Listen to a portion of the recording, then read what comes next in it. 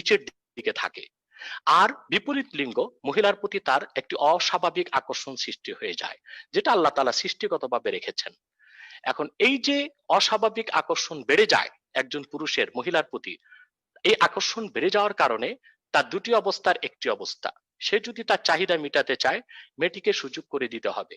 আর যদি মেয়েটি সুযোগ করে না দেয় তো তার দুর্ঘটনায় মৃত্যু হতে পারে। লন্ডনে এরকম ঘটনা ঘটেছে, গবেষকগণ দেখেছেন চরম যৌন উত্তেজনার শিকার এক ব্যক্তি তার যৌন ক্ষুধা মেটাতে পারে নাই, যে কারণে তার মস্তিষ্কের রক্ত শূন্য হয়ে অক্সিজেনের অভাবে সে লোকটি মারা গিয়েছিল। তাহলে দেখা যাচ্ছে এখন আমরা যদি বলি যে না, পুরুষকে বেঁচে থাকার জন্য ও তার সেক্সুয়াল অ্যাক্টিভিটিস কে মেটাবার জন্য মেয়েকে সুযোগ করে দিতে হবে, তো পৃথিবীর কোনো মেয়ে, কোনো মা, কোনো বোন নিরাপদ থাকবে না, সতীত্ব সম্ভ্রম নিয়ে বেঁচে থাকতে পারবে না। তাহলে কি করতে হবে? তার একমাত্র সমাধান হচ্ছে মেয়েটিকে আল্লাহর পক্ষ থেকে যে পর্দার বিধান করা হয়েছে তা তাকে মানতে হবে। এর মাধ্যমে যে পুরুষটির বা মেয়েটির যে সেক্সুয়াল অ্যাক্টিভিটিস তা অনিয়ন্ত্রিত হবে না, সীমা লঙ্ঘন করবে না, তখন নৈতিকতা ঠিক থাকবে, মেয়েটি তার চরিত্র সম্ভ্রম সম্মানকে ঠিক রাখতে পারবে, পুরুষটি স্বাভাবিক জীবনযাপন করতে পারবে, তার চরিত্রকেও ধরে রাখতে পারবে। মূলত পর্দাটা ইসলাম দিয়েছে সম্পূর্ণ মেয়েদের চরিত্র সম্ভ্রমকে রক্ষা করে উন্মুক্তভাবে সব জায়গায় যেন তারা চলাফেরা করতে পারে। ঘরের ভিতরে একটি মেয়ের, একটি নারীর পর্দার প্রয়োজন হয় না, যেখানে তার স্বামী, যেখানে তার সেখানে সন্তান। ইচ্ছার পরিপন্থী কি হচ্ছে কিনা? একটু ঘরের ভিতরে কিন্তু ইসলাম মেয়েদেরকে অবাধ স্বাধীনতা দিয়েছে। একাই কি একজন মেয়ে শারঈ পর্দার মাধ্যমে 48 মাইল দূরত্বে সফর করতে পারে বা পারবে। এরপর এর দূরে যেতে হলে রক্ত সম্পর্কের একজন মহরামকে তার সঙ্গে রাখতে হবে। এখন কথা হচ্ছে, আচ্ছা মনে হয় না আমাদের জাফরুল্লাহ স্যার চাচির সাথে কথা বলতেছে। আচ্ছা সেটা যাই হোক, জি জি, তা আমি যেটা বলতেছি, খুব আনন্দই পাচ্ছে আপনার কথা শুনে। আচ্ছা আচ্ছা আচ্ছা আমি শেষ করছি, শেষ করছি, একটু শেষ করি না। স্যার তো চিকিৎসক মানুষ, বিজ্ঞান খুব ভালো বুঝেন, বেশি বুঝেন, বিশেষ করে বায়োলজি কেমিস্ট পড়ে শুনি তো ডাক্তার হয়েছেন, এগুলো উনি ভালো জানেন, আমি একটু মনে করিয়ে দিচ্ছি।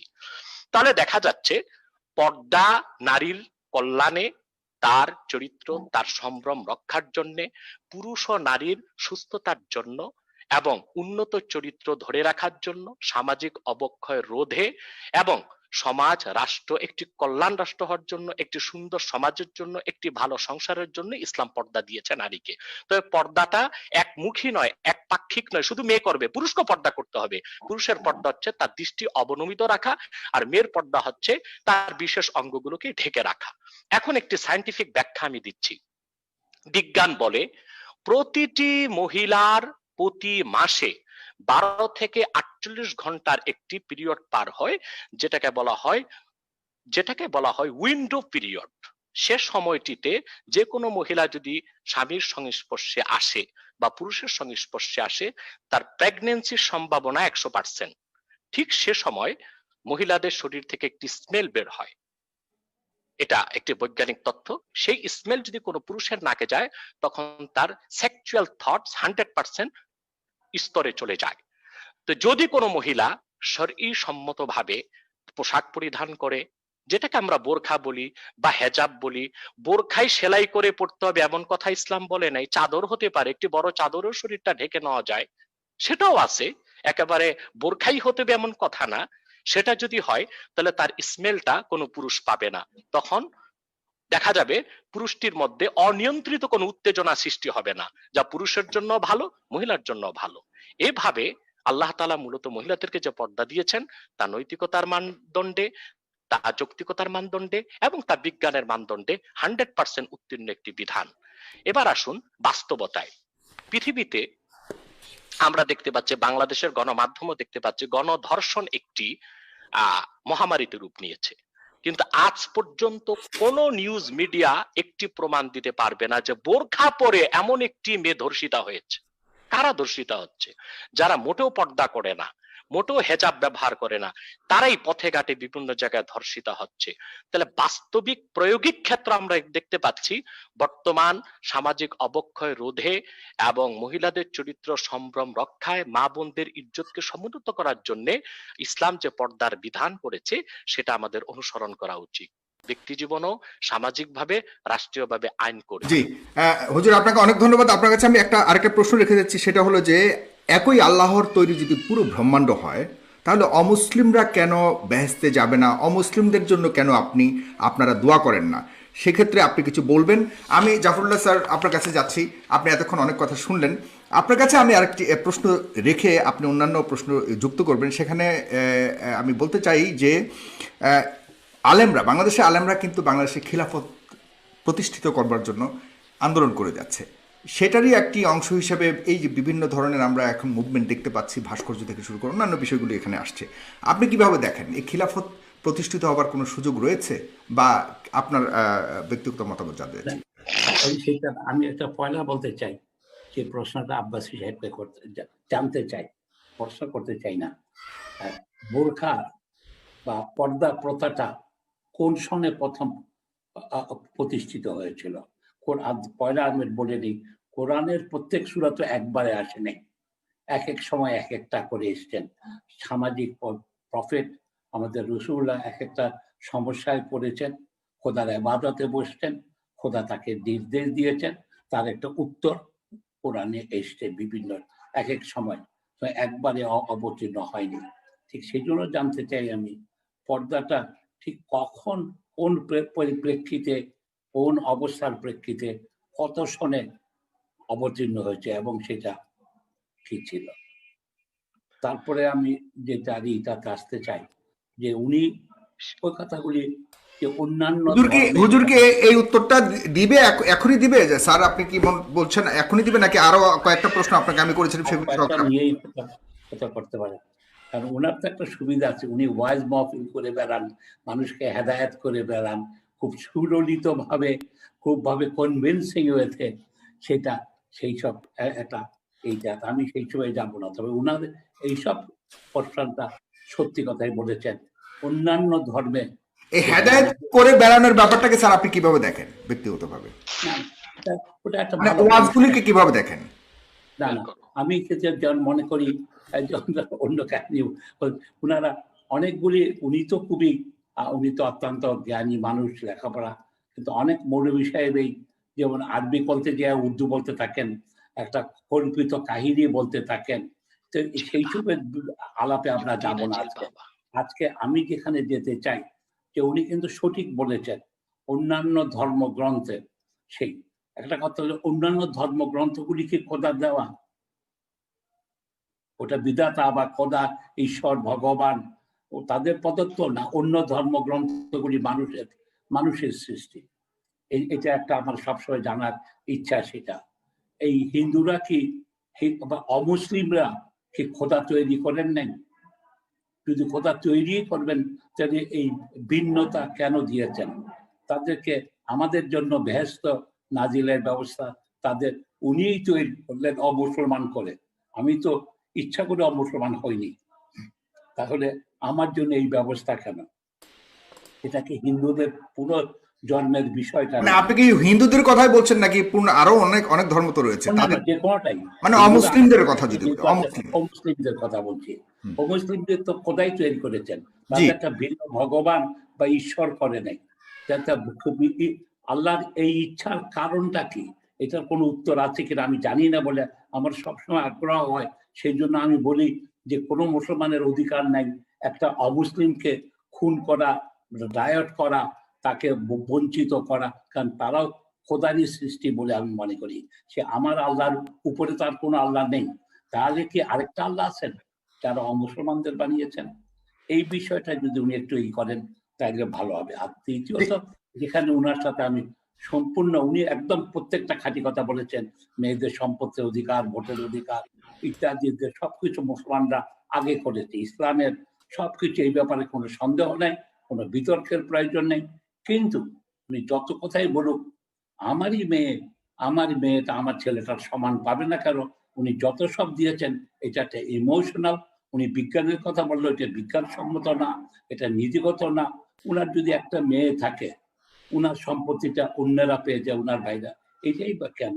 আজকে যেখানে যে সমস্যাটা কোথায় হচ্ছে, এই সমান না হওয়ার ফলে, আমি যেটা দেখি ঢাকা শহরে একজনের বাড়ি আছে 3টা বাড়ি আছে ধানমন্ডিতে, 3টা বাড়ি আছে। সুতরাং আমাদের ধর্মীয় মতে মেয়েটা একটা পাবে, ছেলেটা 2টা পাবে।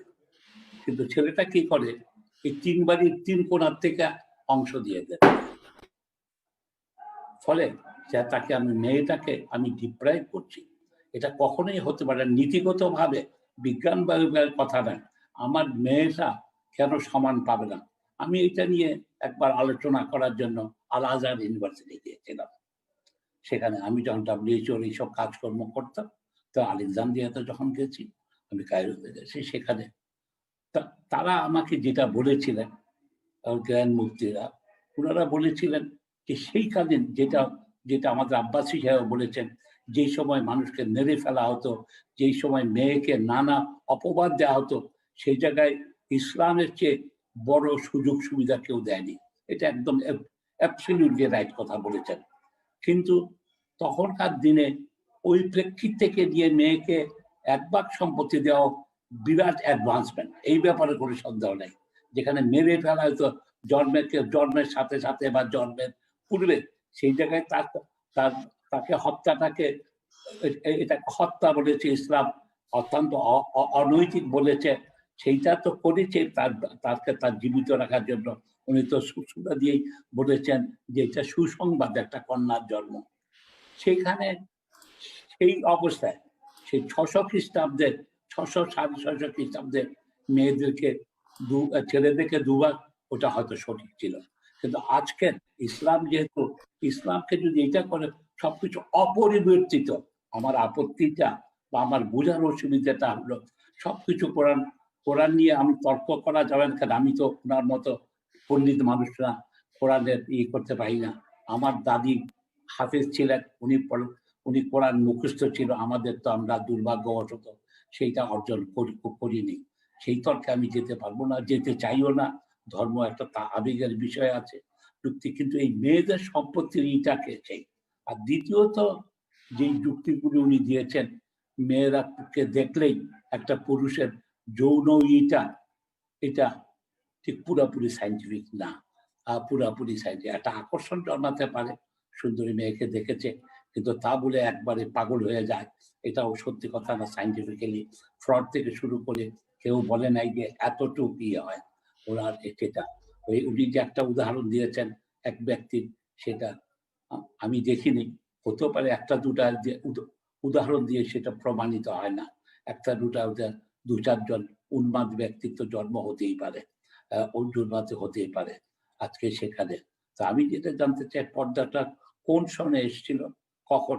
এটার সাথে রসুল্লাহর যে শেষ বিয়েটা হযরত জয়নাবের সাথে, সেই জাতীয় ঘটনার কোনো সম্পর্ক আছে কিনা মদিনাতে উনার লাস্ট ম্যারেজ?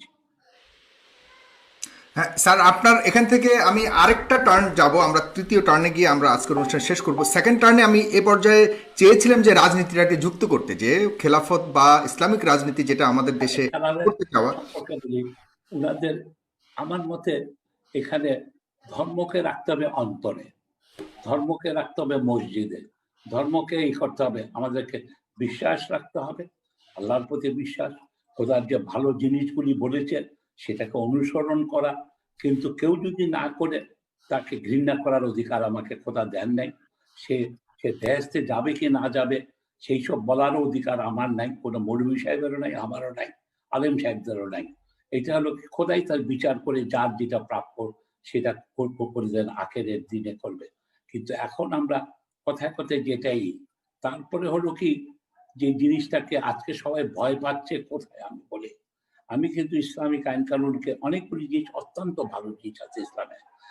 আমি একজন চিকিৎসক হিসাবে দেখি, আমি যখন মানুষের শরীরের দিকে তাকাই, আমি আপ্লুত হয়ে যাই। খোদার সৃষ্টিটাতে একজন ব্যক্তি কোথায় কেউ বসে নিয়ন্ত্রণ করছে আমাদেরকে, এটা না বুঝে উপায় নেই। আমি যখন একজন জীববিজ্ঞানী হিসাবে, কিন্তু অনেকগুলি ব্যাপারে যেখানে আছে, এটা আমার মনে হয় কি ইমোশনালি আমাদের কাছে আলেম সাহেবরা, আরবিটা যেহেতু আমাদের ভাষা না, আমরা নিজেরা পড়তে পারি না। উনি যেমন অনেকগুলি সূরা পরপর বলে গেলেন, আমি তো একটা বলতে পারলাম না। আমি সবগুলি আমি সবটা স্মরণ উনি রাখতে পারবে। সূরাও বলেননি, উনি সূরার অর্থ বলেছেন স্যার, ডেফিনেটলি মানে বলেছেন। রেফারেন্স না না, দিয়ে। অর্থ বলেছেন, অর্থ বলেছেন। অনেকে আবার অর্থ ছাড়াই সূরা বলেন, সেটা আমরা এটার মধ্যে আপত্তি অর্থ তো অবশ্যই বলে আছে। আমি তো না করছি না। এটা আরো বেশি আনন্দের জন্য হতো আমি যদি আরবিটাকে ভালোভাবে পড়তে পারতাম। আমি এই জন্য কালকেও আমি এক জায়গায় বলেছি যে আজকে আমাদের স্কুলে আরবি শেখানো উচিত। আজকে আরবি শেখানো উচিত ভাষা হিসাবে। তাহলে এটা একটা সুন্দর ভাষা, তাহলে আমরা এর মর্মার্থটা আরো ভালোভাবে, আর তাছাড়া আমার কর্মজীবনেও সুবিধা হতো আরবি যদি জানতাম। আমাদের যে প্রবাসী ভাইরা যেটা করে, আজকে ভারতে যে অমুসলিমরা আরবি শিখছে, মাদ্রাসায় পড়তে যাচ্ছে, তারা কিন্তু মুসলমান হওয়ার জন্য যাচ্ছে না, তাদের কর্মজীবনের সুবিধার জন্য আসছে। সুতরাং সেগুলির আলাপে তো আমরা চাচ্ছি না। আমরা যেমন মনে করি যে অনেক সময় এই আমাদের কিছু আলেমের, কিছু না, আব্বাস সাহেবের কথা বলছেন, উনি তো ইজ ভেরি লার্নেড ম্যান, সেই জন্য আমি আসতে চাই, ওনার সাথে বাহাস করা যাবে না। বাহাস করার মানে ধর্ম নিয়ে বাহাস করা উচিত না। যেমন কি আজকে হজরত আয়েশার কথাই যদি বলি, আমি যখন হজরত আয়েশার কথা চিন্তা করি আমি আপ্লুত হয়ে যাই। উনি হতেন সারা পৃথিবীর জোয়ান অফ আর্ক। উনি যে বসরার যুদ্ধটা করলেন 60,000 মহিলা, যেটার জন্য উনি বলছেন যে আমরা সমান না, সমান না কে বলল? যিনি বসরার যুদ্ধ করতে পারেন, একজন পুরুষ সেনাপতির মতো 60,000 বহর নিয়ে উনি বসরা নগর করলেন। তো উনাকে হারাবার জন্য আলীকে একটা অনৈতিক কাজ করতে হলো, তার উটের এইতে বসিয়ে দিতে হলো। সুতরাং সেই রকম ইসলামের উনি যতগুলি হাদিসের উনি চেষ্টা করছেন। তারপরে যদি দেখি, আমি যখন দেখি কত বুদ্ধিমতী হজরত আয়েশা ছিলেন। উনার যখন হজরত ওমর উনার ওখানেই কবর চাইলেন, উনি বলেন যে পরপুরুষের কবর বাড়িতে, আমার বাড়িতে কি করা হয়। প্রত্যেকটা ক্ষেত্রে এটা অপূর্ব। এটা একটু যদি উনারা যদি খোলা মনে এইসব আলোচনা করার সুযোগ দিতেন, প্রত্যেকটা পড়াশোনা হলে আমার মনে হয় ইসলাম ফোবিয়াটা পৃথিবী থেকে চলে যেত। এটা জাতির দুর্ভাগ্য, ইসলামকে তারা ডার্কেন করার চেষ্টা করছে।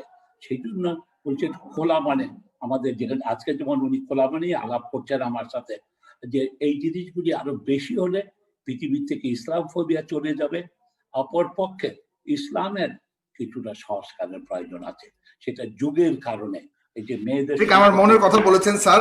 স্যার এরপরে কারণে আমি সম্পত্তির অধিকারের বিষয়টা ওনাদেরকে এইটা বিষয়টা নিয়ে এইটাকে আছে। আমি আরেকজন আলেমের সাথে দেখা করেছিলাম, আমি যেহেতু এটা জানতে চাই, উনি বলেছেন যে আমি সম্পত্তির প্রশ্নটা ওনাকে উঠিয়েছিলাম। উনি আমাকে বলেছেন, নাম বলছিলাম, উনি বলছেন না এটাও ইসলামী বিধান আছে। আমাকে যা বলছিলেন ইসলামী আমি কিরকম, সেটা বাবাকে আগে সমান করে দিয়ে যেতে পারে।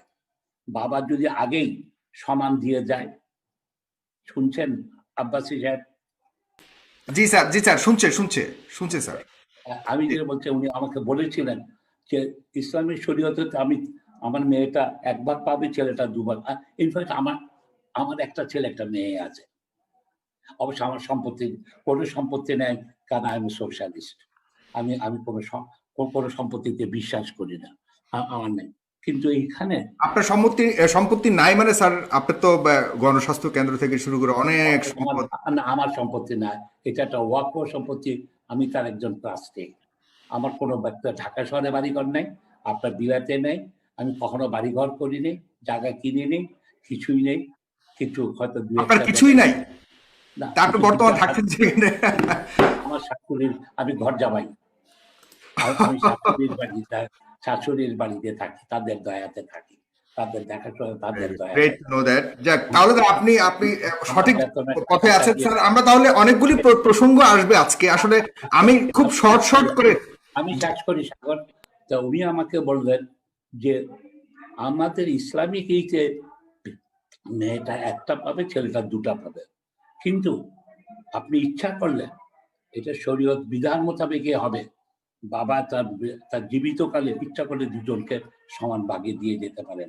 আর এইটাই আমার মনে, এইটাই হয়তো ইসলামের যদি এটা থাকে। উনি আমাকে এটা বলেছেন, এক আলেম, ওনার মতোই আলেম, এইটাতে। আর এটা খুব ভালো মতো এটা বলেন না কেন, এই যে ইসলামের বিরুদ্ধে যে নানা রকম অপপ্রচেষ্টা আছে, এইটার যদি উত্তরটা জানানো হয়, এটাকে প্রহিবিট করে নেয় আছে।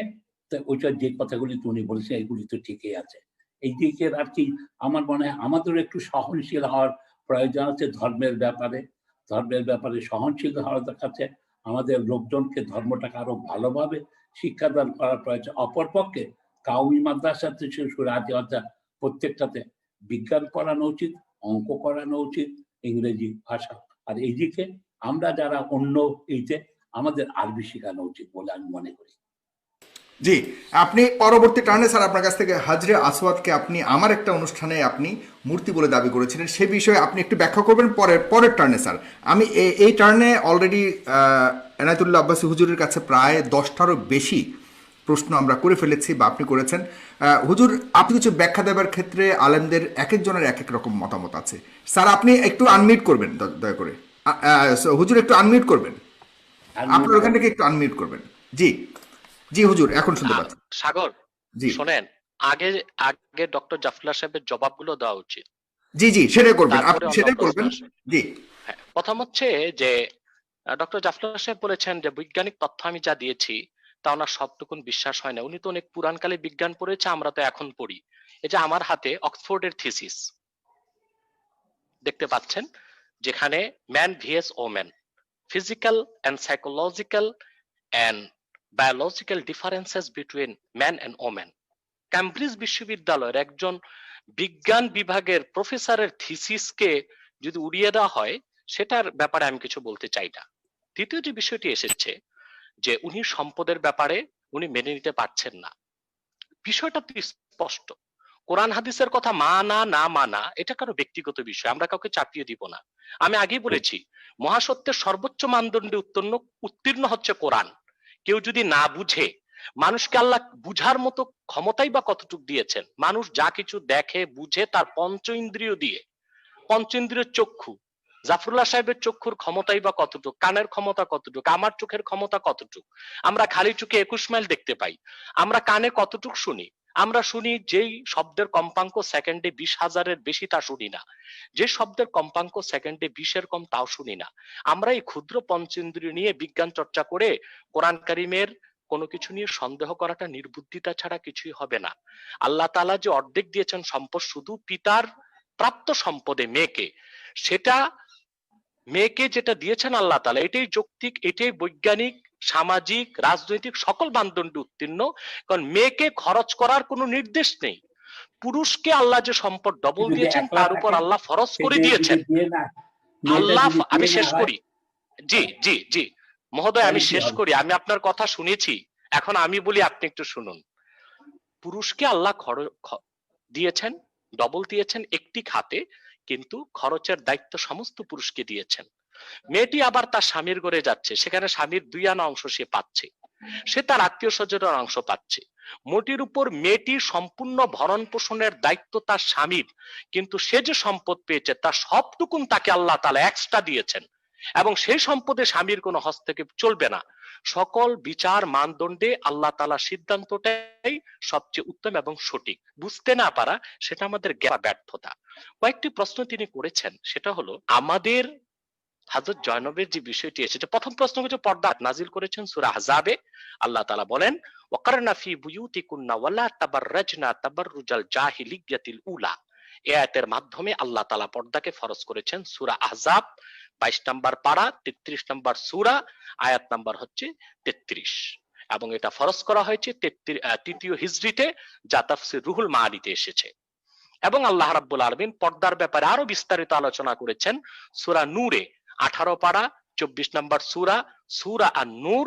আল্লাহ তাআলা 31 নম্বর আয়াতে বলেন ওয়াকুল লিল মুমিনাতি ইয়াগদুদ্দা মিন আবসারিহিন্না ওয়া ইয়াহফাযনা ফুরুজাহুন্না ওয়া লা ইউবদিনা যিনাতাহুন্না ইল্লা মা যাহারা মিনহা ওয়াল ইয়াদরিবনা বিখুমুরিহিন্না আলা জুয়ুবিহিন্না। এই আয়াতের মাধ্যমে মহিলাগণ কি কি অঙ্গ ঢেকে বাইরে বের হবে, ঘরে না, সেই বিষয়টি আল্লাহ তাআলা ব্যাখ্যা করে দিয়েছেন। এবার আসুন, ডক্টর জাফরুল্লাহ সাহেব বলেছেন হযরত জয়নবের কথা, জানতে চেয়েছেন তিনি, এর বেশি কিছু তিনি প্রশ্ন করেননি। মূলত পৃথিবীতে যারা সংশয়বাদী অবিশ্বাসী, তারা ইংরেজদের কিছু বিকৃত ইতিহাসকে পুঁজি করে ইসলামের বিপক্ষে মিসআন্ডারস্ট্যান্ডিং বা তথ্য সন্ত্রাস করছে। আমাদের দেশে অনেক বুদ্ধিজীবী যারা শিক্ষিত হওয়ার পরও সে মিসআন্ডারস্ট্যান্ডিং এর শিকার হয়ে গিয়েছে। যেমন ঐতিহাসিকদের মধ্যে একজন মুনাফিক ছিল, তার নাম ওয়াকেদি। সে কোরআন কারীম ও হাদিসের ক্ষেত্রে যে ব্যাখ্যা দিয়েছে মুসলিম সমস্ত মুহাদ্দিসগণ তা প্রত্যাখ্যান করেছেন। অনেকেই বলেন ওয়াকিদির সাথে ইহুদি কানেক্টিভিটি ছিল। পরবর্তীতে আধুনিক কালে আব্দুল ফাদি নামে এক ব্যক্তি, যে ছিল খ্রিস্টান কিন্তু মুসলিম নাম ধারণ করে সে অনেক বই লিখেছে ইসলামের পক্ষে, কিন্তু পক্ষে লিখে সে মধুর সাথে বিষ মিশিয়েছে মুসলমানদের মধ্যে সংশয় এবং সন্দেহ সৃষ্টি করার জন্য। আর ইংরেজ বা পশ্চিমা ঐতিহাসিকরা সবসময় ইসলামের ইতিহাসকে বিকৃত করেছে।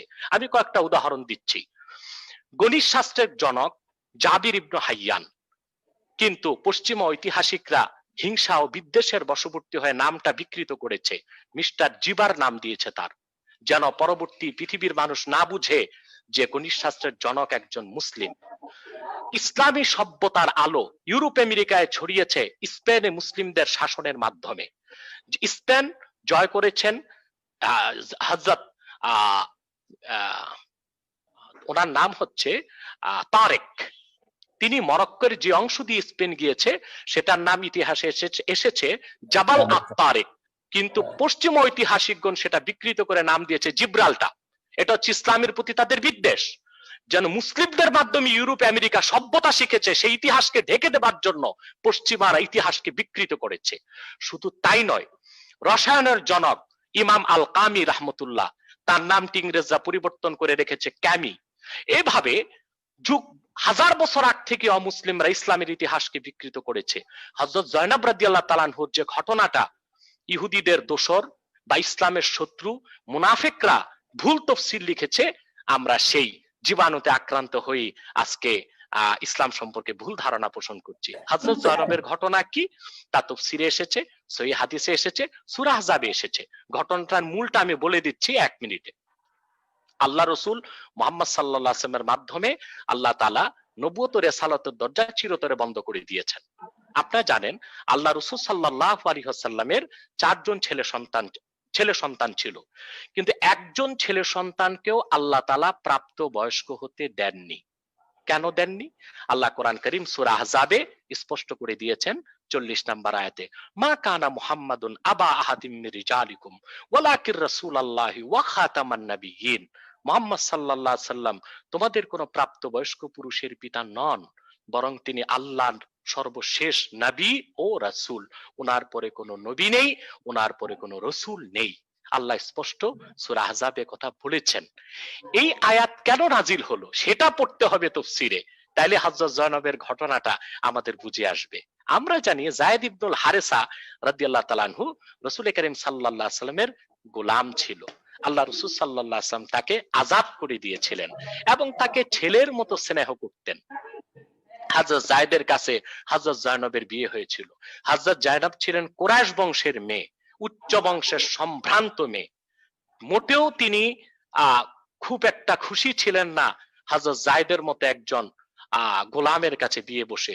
কিন্তু রাসূল কারীম সাল্লাল্লাহু আলাইহি সাল্লাম, ইসলামে কোনো শ্রেণীবিন্যাস নেই, কোনো ক্লাসিফিকেশন নেই, কোনো সাদা নাই কালো নেই, কোনো বংশমর্যাদার মূল্য নেই। তার জন্য কুরাইশ বংশের মেয়ে হযরত জয়নবকে হযরত যায়েদের আয়াতের ব্যাখ্যায় ইবনে আব্বাস রাদিয়াল্লাহু তাআলা আনহুমা ব্যাখ্যা করেছেন, রাসূলুল্লাহ চাচাতো ভাই যিনি রাইসুল মুফাসসিরিন, সকল মুফাসসিরদের মাথা বলা হয়, লা জাআলতু লাহু ইবনান ইয়াকুনু বাদাহু নবী।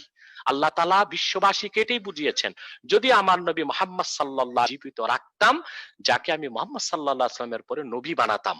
যেহেতু আদম সৃষ্টির আগে আমার গৃহীত সিদ্ধান্ত এটাই, কোন পালিত পুত্র নয়, ছেলে নয়, মুখে বলা ছেলে কোনোদিন ছেলে হতে পারে না, তা প্রমাণ করার জন্যই পরবর্তী ঘটনাগুলো হয়েছে।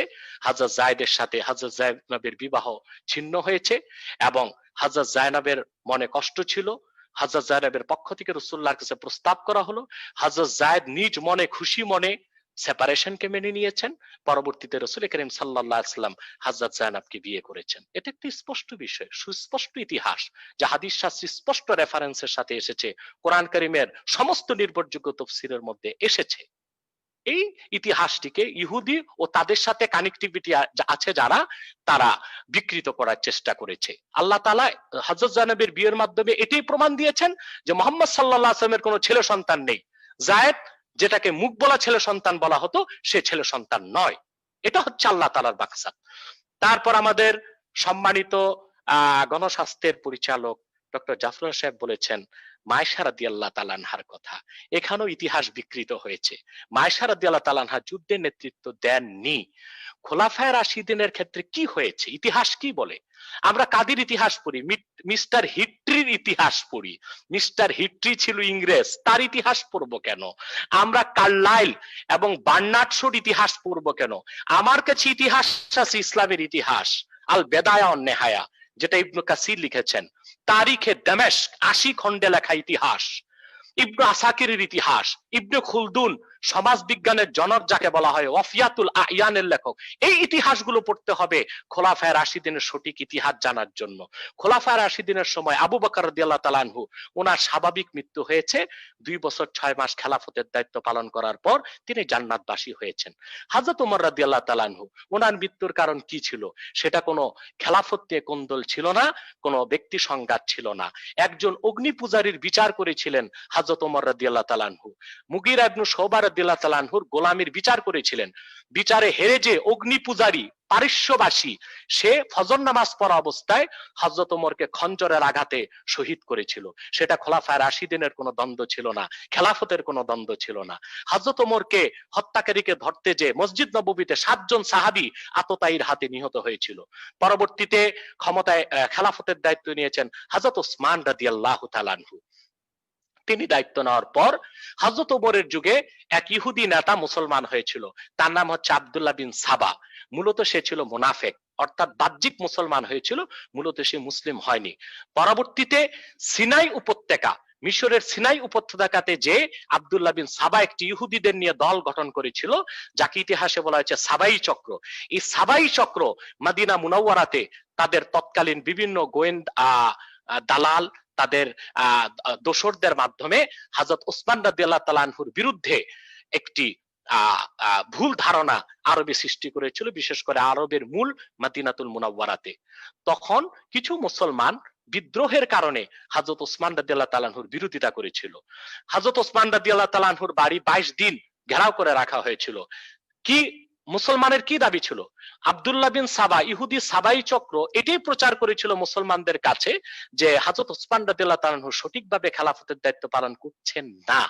মুসলমানরা তখন জবাবদিহিতার জন্য হযরত ওসমানের অপসারণ চেয়েছিল, হযরত ওসমানকে অবরুদ্ধ করেছিল।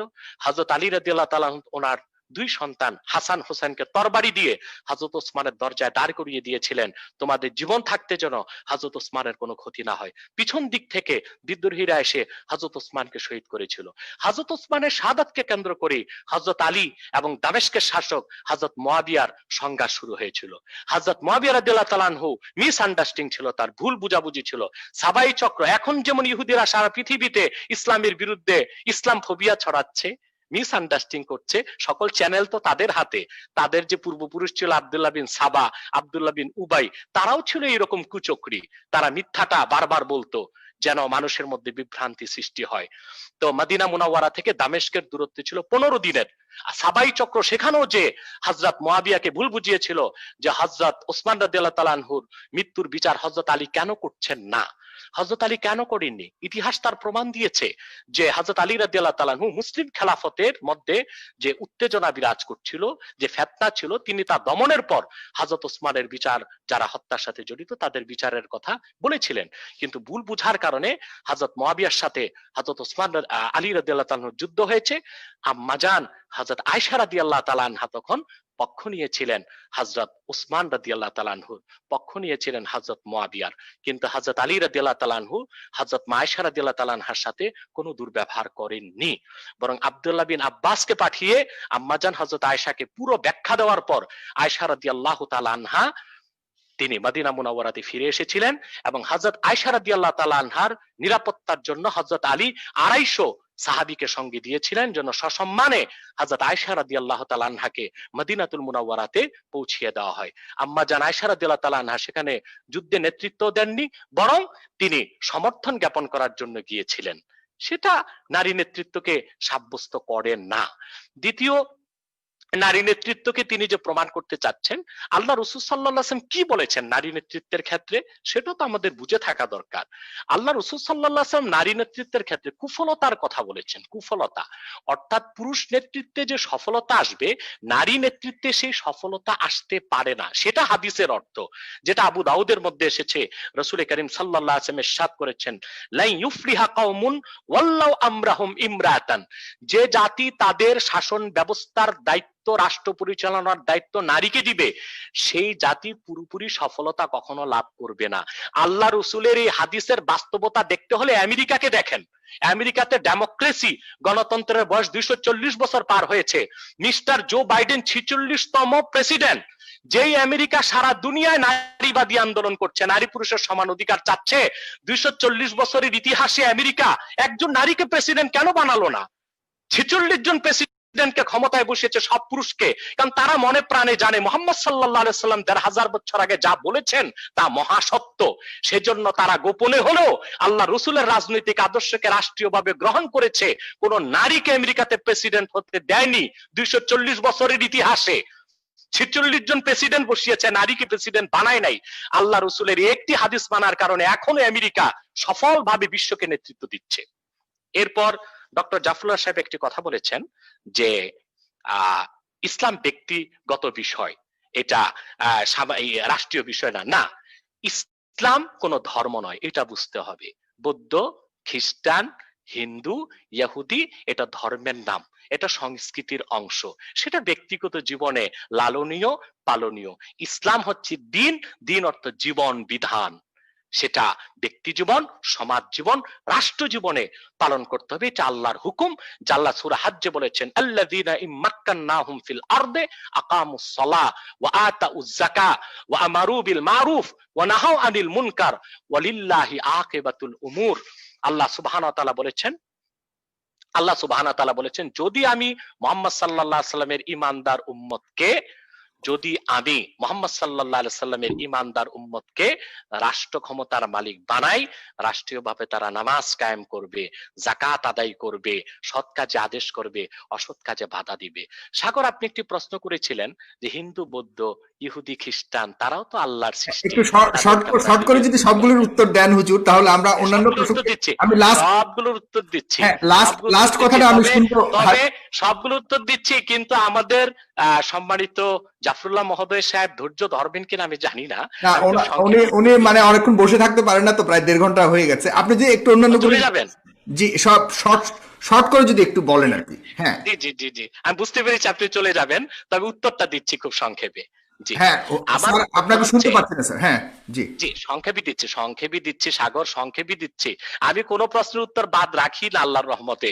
আমি তো জাফরুল্লাহ স্যার তো আমাকে দাওয়াত করেছেন তার বাড়িতে, আমি তো সময় পাচ্ছি না যেতে।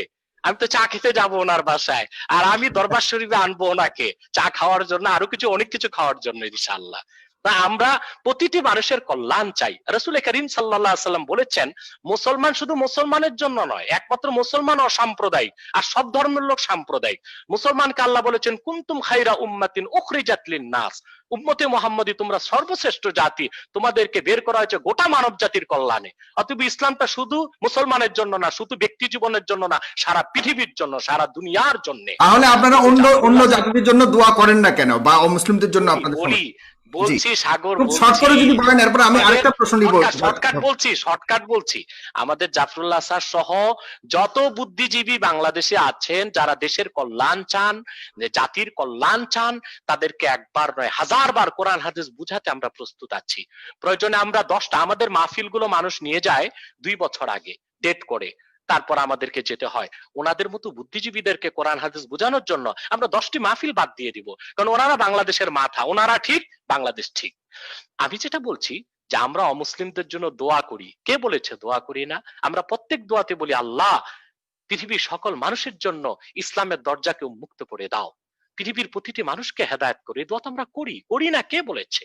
এখন প্রশ্ন হলো, আল্লাহ তো সবার রব, সবার স্রষ্টা, কিন্তু অমুসলিমরা জাহান্নামে যাবে কেন? এটা সংক্ষেপে উত্তর দিচ্ছি। আমরা যখন এসএসসি পাস করেছি, এটা 94-95 এর সময়ের কথাই বলছি, তখন আমাদের কম্পালসারি সাবজেক্ট ছিল ম্যাথ, বাংলা সাহিত্য, ইংরেজি, এগুলো ছিল। আরেকটা ছিল অপশনাল সাবজেক্ট। বাংলাদেশে তখন কম্পিউটার মাত্র এসেছে, কম্পিউটার সায়েন্স নামে একটা বই পড়তাম আমরা 250-320 পৃষ্ঠার। এটাতে যারা ফেল করেছে এই সাবজেক্টে তাদের সবাইকে টেস্টে অ্যালাউ করা হয়েছে এবং তারা এসএসসি পরীক্ষা আমাদের সাথে দিয়েছে। কিন্তু এসএসসি পরীক্ষায় যারা এই কম্পালসারিতে ফেল করেছিল অপশনালে তাদেরকেও প্রমোশন দিয়ে দেওয়া হয়েছে। কিন্তু আমাদের সাথে যারা ম্যাথে ইংরেজিতে ফেল করেছিল তারা ইন্টারমিডিয়েটে ভর্তি হতে পারে নাই, তারা প্রমোশন পায়নি। আসলে প্রত্যেকটা মানুষ আল্লাহর বান্দা, আর পৃথিবীটা পরীক্ষার একটা জায়গা। আল্লাহ দুটো সাবজেক্ট রেখেছেন, ওই দুই সাবজেক্টে পাশ করলে জান্নাত যাওয়া যাবে। সে যেই কোনো লোক হোক, যেই কোনো বংশের হোক, গোত্রের হোক, বর্ণের হোক, দুটো সাবজেক্টে তাকে পাশ করতে হবে। একটি হচ্ছে ঈমান আর একটি হচ্ছে আমল। আল্লাহ বলেছেন ইল্লাল্লাযীনা আমানু ওয়া আমিলুস সালিহাত, যারা ঈমান আনয়ন করবে, নেক আমল করবে, আল্লাহ তাদেরকে জান্নাত দিবেন, সে যে কোনো বংশের হোক, গোত্রের হোক। আর যদি এই সাবজেক্টে ফেল হয়ে যায় তাহলে জি সে জান্নাতে যেতে পারবে না। জি, আমরা এটা এর ব্যাপারে ক্লিয়ার হয়েছি স্যার। আপনি জি স্যার, আপনি আনমিউট করবেন। জি, আল্লাহ রাসূল সাল্লাল্লাহু আলাইহি ওয়াসাল্লামের হাদিস আছে, জাফরুল্লাহ স্যার একটু আনমিউট করবেন। আল্লাহ রাসূল সাল্লাল্লাহু আলাইহি ওয়াসাল্লাম ইরশাদ করেছেন, কুল্লু মাউলুদিন ইউলাদু আলাল ফিতরা ফাআবাওয়াহু ইউহাউইদানিহি আও ইউনাসসিরানিহি আও ইউমাজ্জিসানিহি। প্রতিটি মানুষ, কি মুসলিম, কি হিন্দু, কি বৌদ্ধ, কি খ্রিস্টান, জন্মনেই মুসলিম হিসেবে। আল্লাহ কারোর সাথে বেইনসাফ করেন না, তার জন্মটা মুসলিম হিসেবে হয়।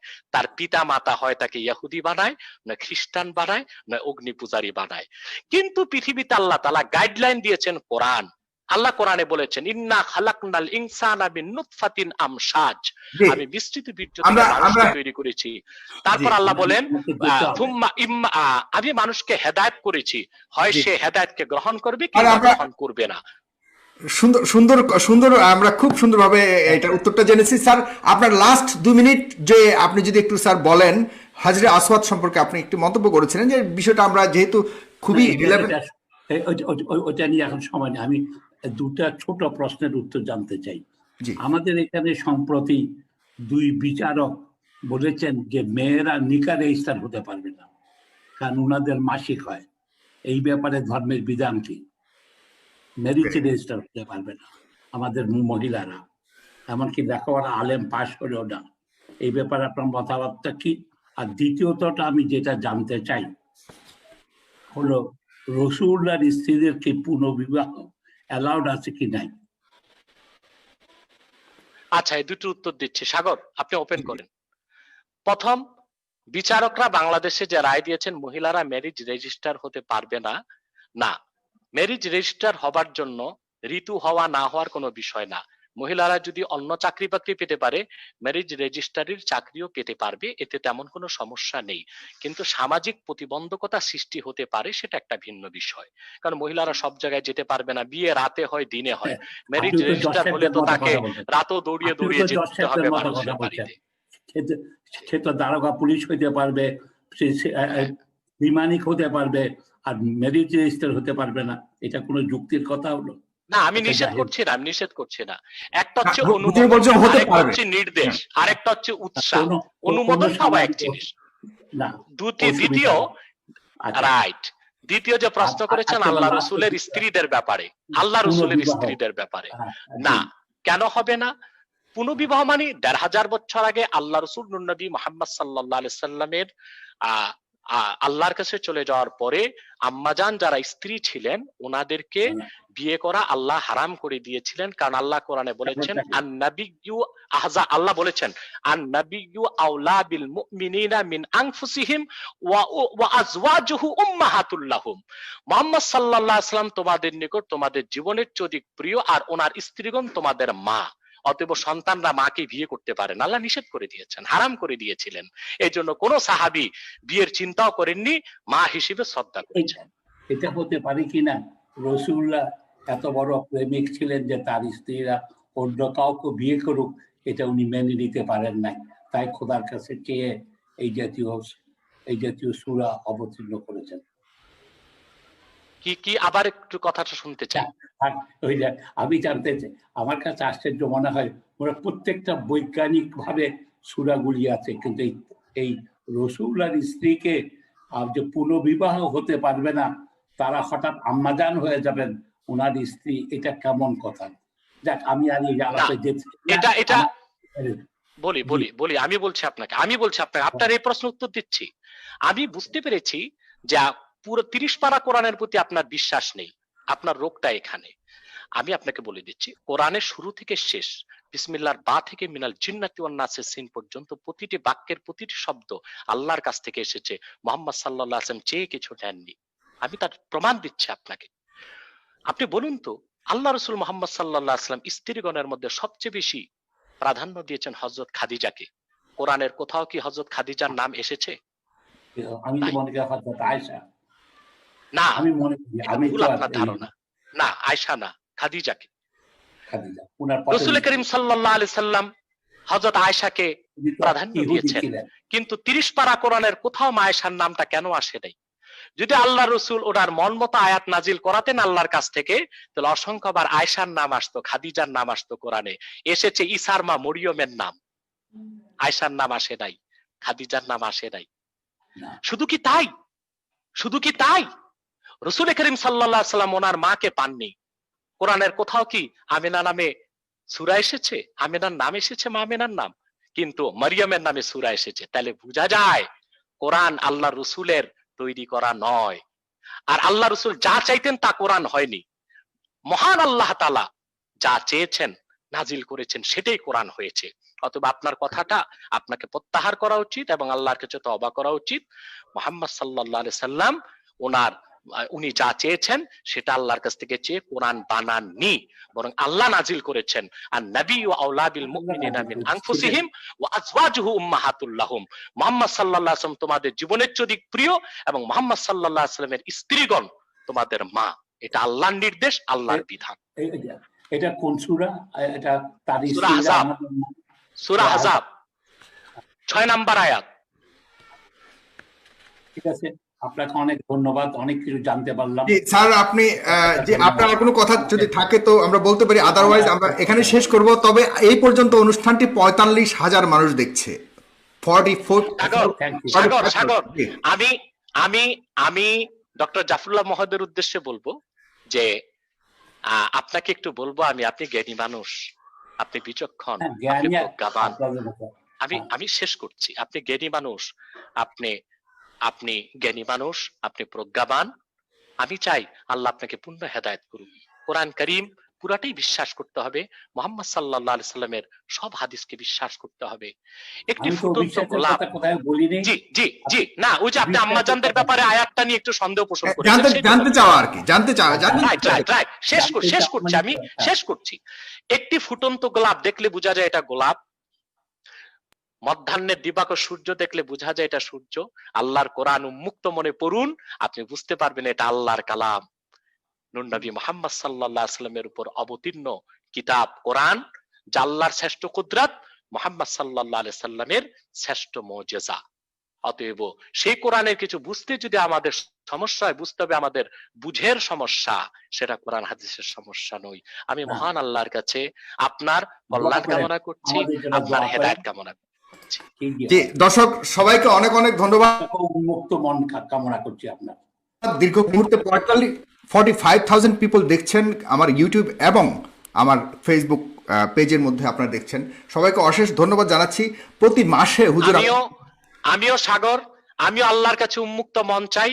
আর ডক্টর জাফরুল্লাহ সাহেবের জন্য বলবো, এই যে সিনা যা দেখতেছেন আমার 40 ইঞ্চির বেশি, পুরাটাই মন, আপনাদের জন্য এটা উন্মুক্ত আছে। আমি প্রতি মাসে একটি করে অনুষ্ঠান এই ধরনের করব, যেখানে এনায়েতুল্লাহ আব্বাসী হুজুর আমার এখানে আসবেন, প্রতি মাসে একবার করে তিনি কথা দিয়েছেন।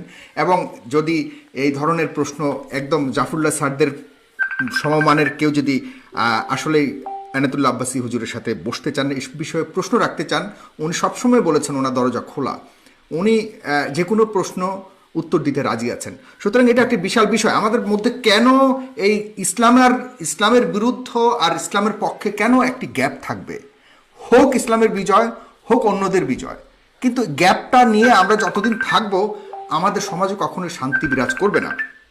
সেই জন্য আমার এই প্রচেষ্টা। দর্শক, আমরা চাই যে ঘাটতিটুকু আছে আমাদের মধ্যে, যে দূরত্বটুকু আছে, এটা লাঘব হোক। কারণ ধর্ম নিয়ে অনেক ভুল বোঝাবুঝি হচ্ছে, সেটাকে কমিয়ে যদি আমরা একটা পথে আসি, ইনশাআল্লাহ এই দেশে সুন্দর একটি আসসালামু সমাজ আলাইকুম। প্রতিষ্ঠিত হবে।